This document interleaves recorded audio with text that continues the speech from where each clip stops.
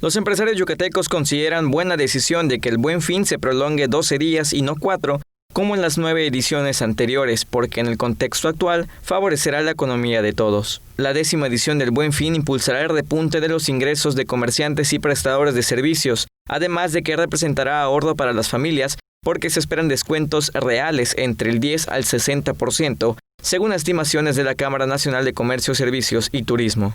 En esta edición, que se realizará por única ocasión, en un periodo ampliado, dadas las circunstancias atípicas que se han generado por la pandemia y que se harán como una medida que ayudará a evitar aglomeraciones en los establecimientos participantes. La iniciativa privada cumpliendo su compromiso de un estricto cumplimiento en los protocolos sanitarios y de prevención. La ampliación del Buen Fin evitará aglomeraciones y reactivará el consumo doméstico con el intento de alcanzar las ventas por 118,000 millones de pesos registradas en 2019. A pesar de que los ingresos que se puedan percibir en esta ocasión, el Buen Fin beneficiará más a los ciudadanos. Dicen en marketing, en mercadotecnia, que un cliente insatisfecho se lo va a comunicar a 7 personas más.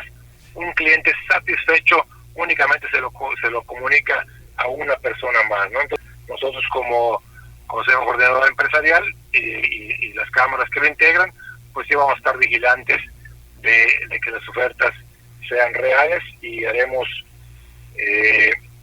pues un exhorto a todos nuestros socios que sean ofertas más allá de lo que se había dado en años anteriores, precisamente por la situación que estamos viviendo. Según la Asociación Mexicana de Ventas Online, el comercio en línea alcanzaría el 30% del total de ventas del Buen Fin 2020 y el sector empresarial yucateco es optimista y considera que será un ganar-ganar. César Gómez, Teleyucatán te informa. Teleyucatán te informa. Lunes a viernes, 8 de la noche. Síguenos.